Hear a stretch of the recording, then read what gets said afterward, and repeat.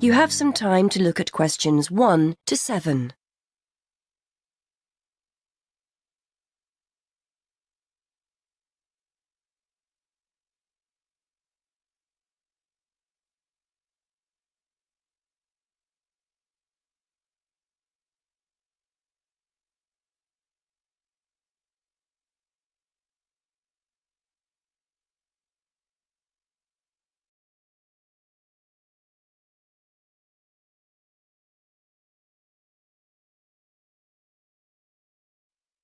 Now we shall begin. You should answer the questions as you listen, because you will not hear the recording a second time. Listen carefully.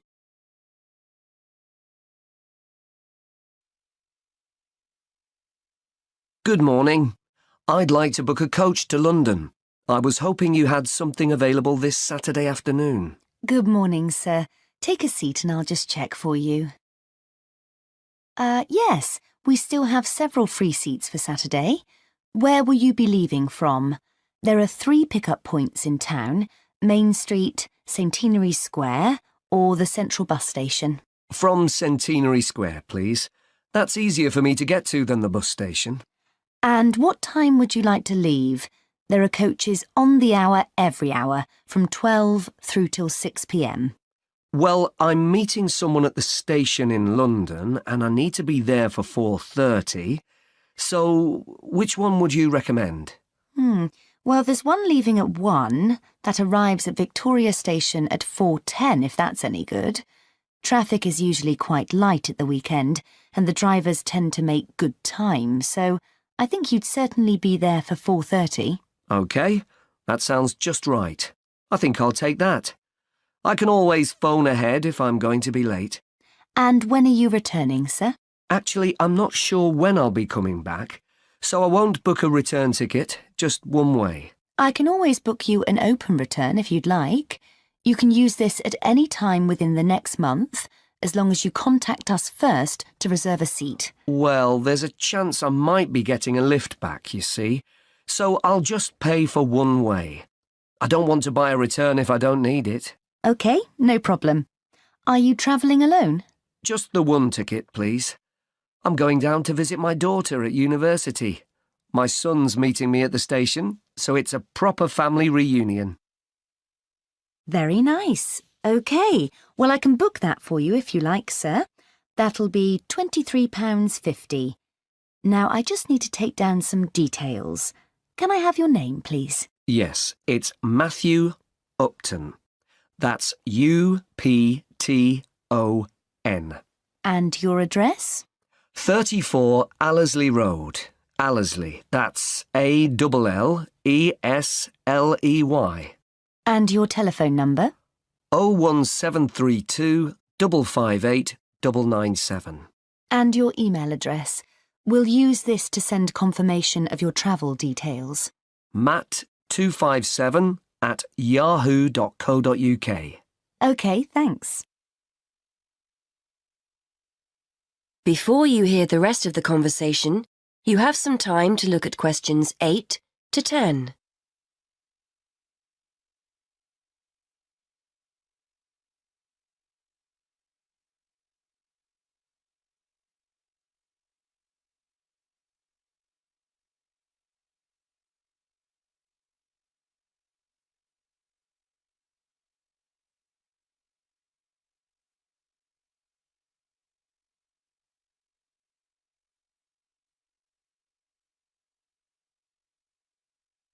Now listen and answer questions 8 to 10.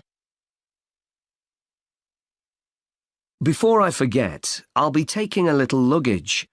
Is there a set luggage allowance? We offer a very good luggage allowance. You can take 2 suitcases as long as they're no more than 20 kilos each. That's 40 kilos in total, and 1 small item of hand luggage on the coach. Most people find that more than adequate. Any additional items carry an extra charge of £10 for each bag. I certainly won't be taking that much, so I should be okay. I was worried I might be taking too much. Would you like travel insurance included with your ticket? It's an additional £2. No, I don't think so. No problem. It's not compulsory. OK. How will you be paying? Actually, I've been having trouble with my debit card today, and I've left my checkbook at home, so I'd better pay in cash. You'll give me a receipt, won't you? Certainly, and we'll send confirmation to your email address as well. So that's £23.50, sir. If you just wait a minute, I'll print you off a receipt.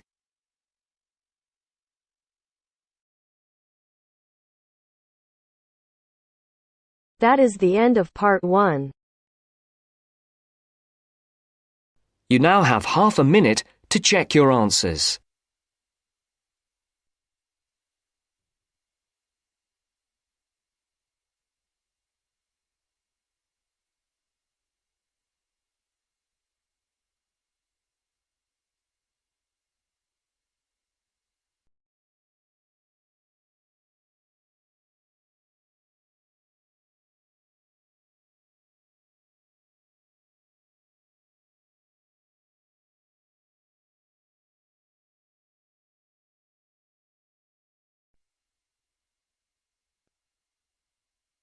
Now turns to part 2.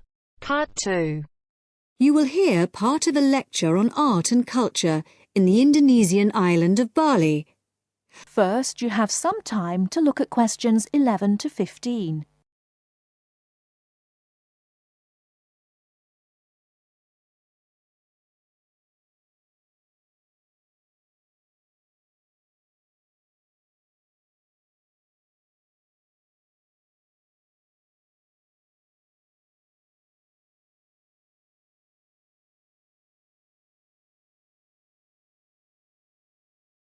Now, listen carefully and answer questions 11 to 15. Last week, we looked at the traditional art of Japan. In this week's lecture, we're going to move south and look at the very special way in which art has developed in the beautiful island of Bali, which is now part of Indonesia. I'll begin by giving you a brief historical overview. It's thought that the first inhabitants of Bali were farmers who arrived around 3000 BC, at the beginning of the Iron Age. They probably originally came from China, and in Bali they cultivated rice and built temples ornamented with wood and stone carvings and statues. The Hindu religion was introduced in the 14th century AD, and this has remained the main religion on the island. This was an important period in the artistic development of the island, when sculptors, poets, priests and painters worked together in the service of the ruling families.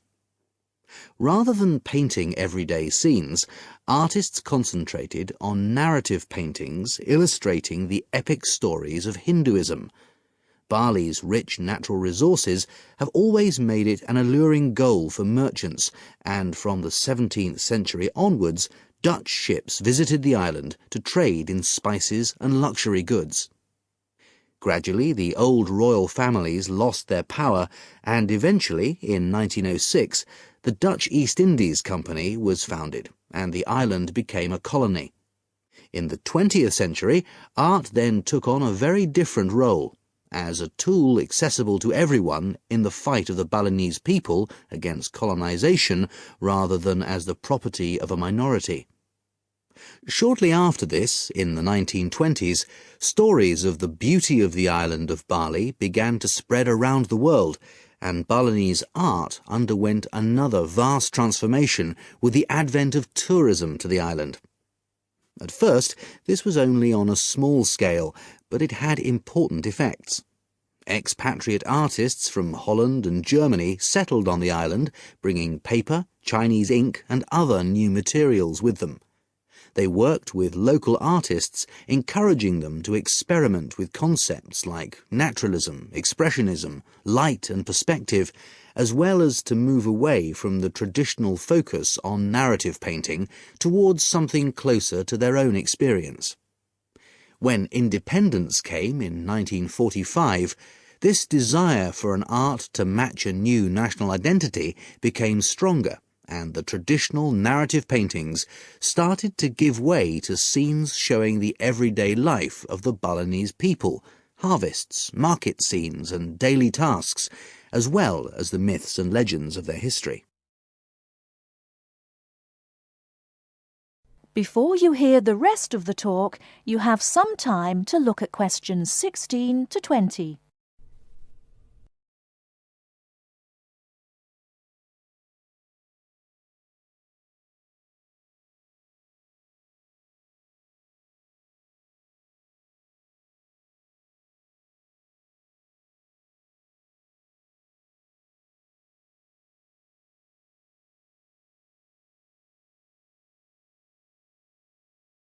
Now listen and answer questions 16 to 20.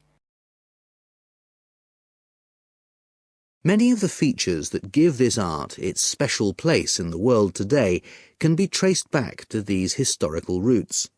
One feature that is rooted in the events of the last century is that today in Bali, the production and the appreciation of art is not restricted to a minority. In fact, there is a famous saying that in Bali, everyone is an artist. And it's not considered that to make art or talk about art, any formal training is needed. Art is just produced as part of Balinese life. Even fruit salad is served with flowers strewn on top.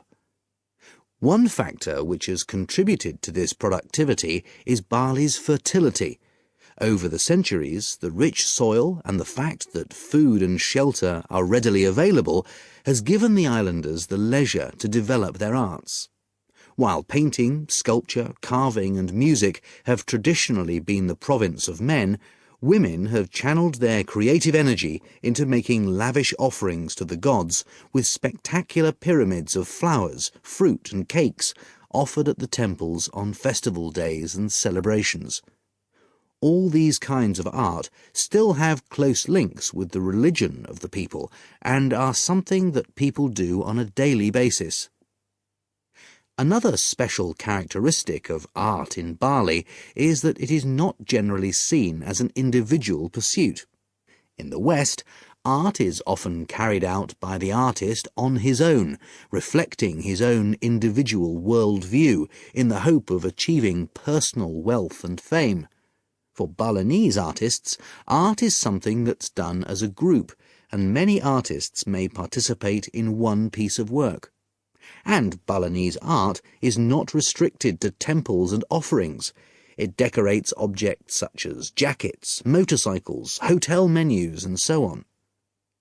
But perhaps the most significant characteristic of Balinese art, and one that distinguishes it most from the art of the West, is to do with its expected lifespan.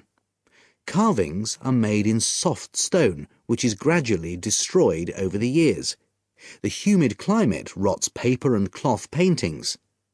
The magnificent offerings of fruit and sweets are eaten. Wooden statues are destroyed by insects. But Balinese artists accept that their work is ephemeral, not permanent, and instead of slavishly preserving the originals, they produce new art. And all this rebuilding, renovating and replacing means that the island's art continually evolves and perpetuates itself. That is the end of part 2. You now have half a minute to check your answers.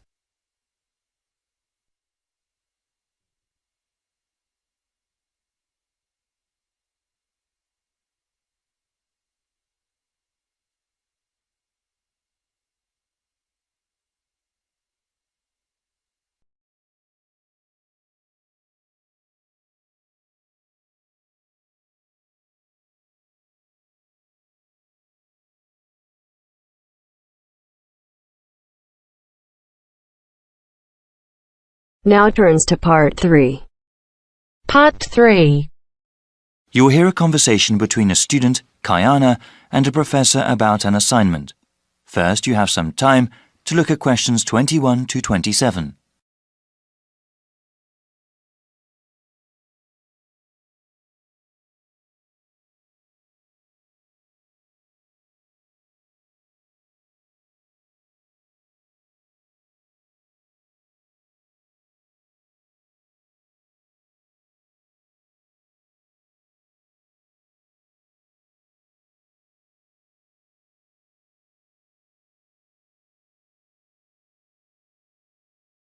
Now listen carefully and answer questions 21 to 27. Hi, Dr. Reed. Are you busy right now? Do you mind if I come in for a second? Hey, Kiana. No, I don't mind at all. Thanks. I just wanted to say that I'm enjoying your urban studies course and that I'm having some trouble with the first assignment. Okay, no problem. What do you want to ask? This is my first time writing a paper of this length. All right, what sort of trouble are you running into? Well, writing more than 10 pages is actually turning out to be quite a task. I've been rereading some of the material, and I'm just not sure how to approach the assignment. Yes, it takes some time to get used to academic writing assignments. More time than I expected, really. I also want to do a really good job on the assignment. I don't want to put a half-hearted effort into it. I'm glad to hear that. I'll say that these assignments get easier to manage as time goes on. That's a small relief. I mean, it gets easier to plan the assignment and to organize one's time, but it still takes hard work and a sincere effort to produce a good piece of academic writing. My role is to guide you to the readings I think are the most relevant and to give you tips on managing your time. Okay, could we talk about the readings then? Sure, we can go over them. I guess I want to ask about the Coal House text first.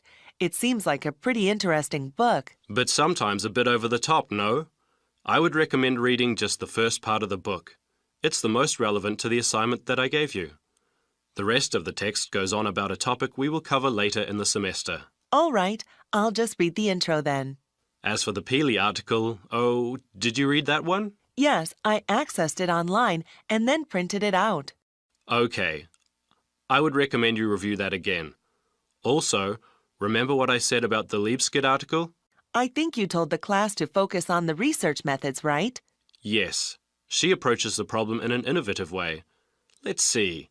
For the Gary article, I think you should... Let me see. I think it would be best for you to read just the conclusion.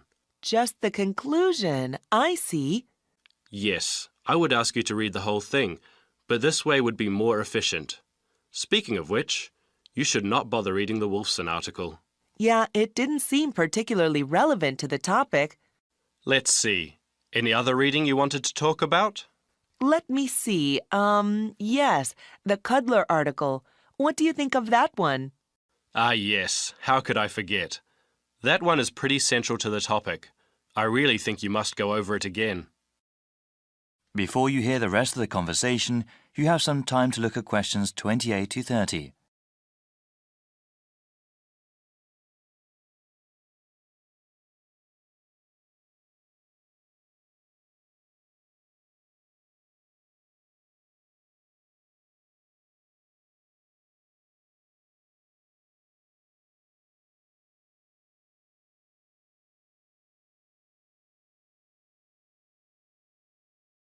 Now listen and answer questions 28 to 30. All right. Is there anything else you wanted to ask about? Yes, I wanted to ask about the line graph that you provided. It seems that the legend identifying the different parts is not there. Ah, it must not have been photocopied correctly. Here, let me explain them. They all represent percentages of the population in Manassas, okay? Line 1 here at the top is the percentage of people who were born in a foreign country. Born outside the country. Okay, and this one? The next line down, line 2 refers to the percentage of people with citizenship. All right, got it. Those making a middle-class wage are represented by the fifth line down. Okay, middle-class wage earners. And the line number 4? That is the percentage of people with a college education or higher. All right, and the one in the middle? That one is the percentage of population who are married and have children. Got it.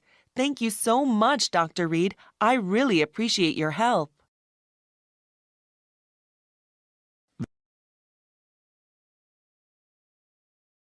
That is the end of part 3.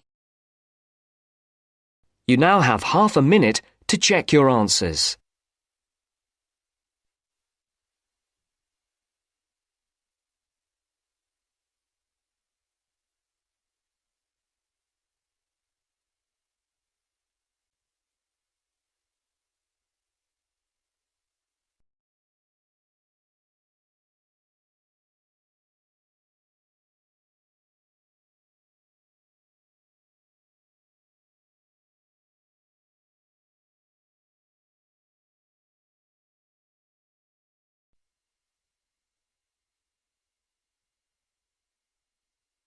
Now turns to Part 4. Part 4. You will hear part of a lecture on cities of the future. You now have 30 seconds to read questions 31 to 37.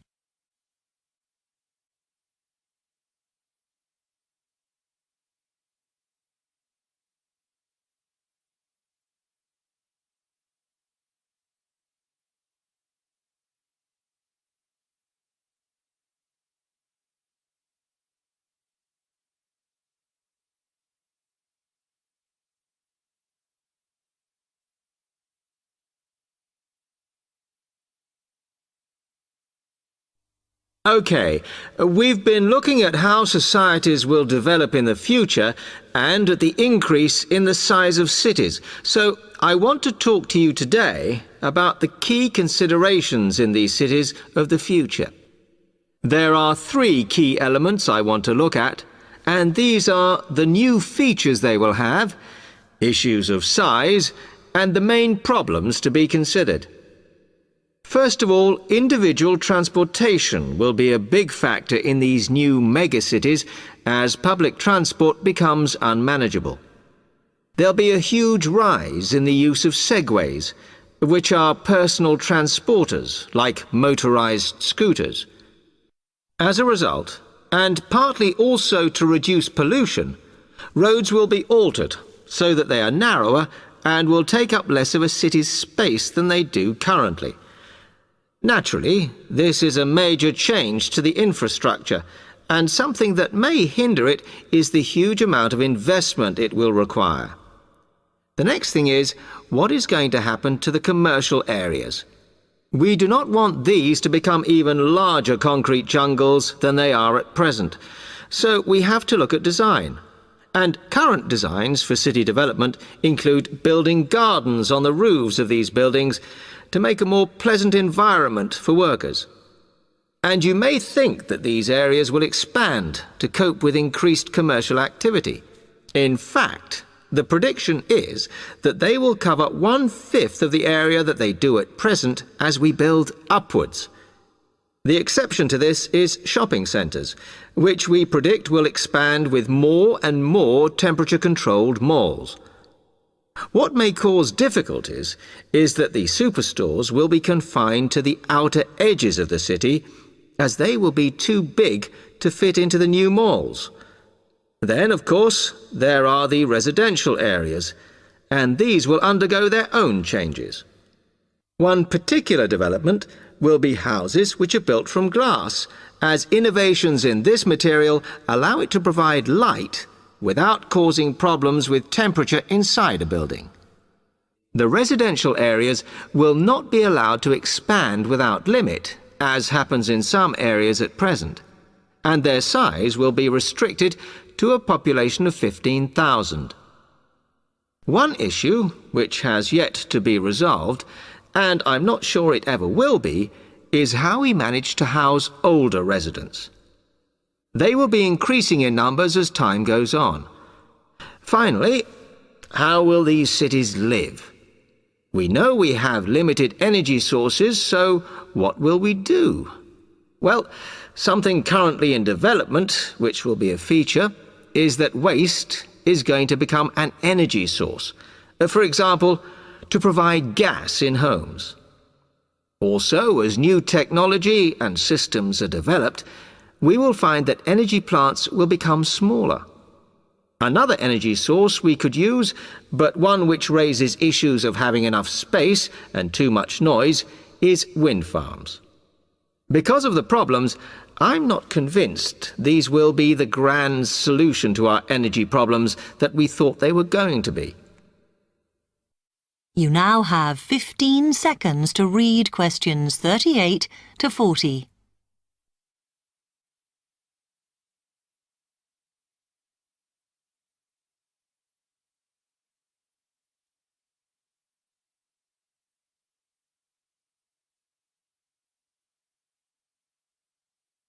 Now, moving on to looking at the social aspect of cities, we need to look at housing and how people will live.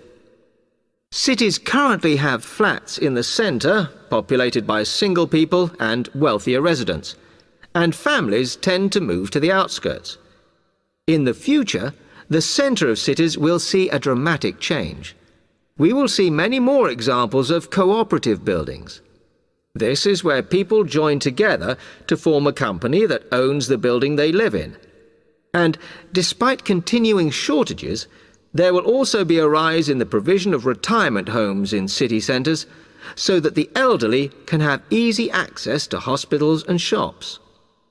Recently, we have seen a levelling off in the growth of private housing, and I think that will not change. But we are likely to see more social housing, as far fewer people will be able to afford to own their own homes. OK, now, if anybody has any...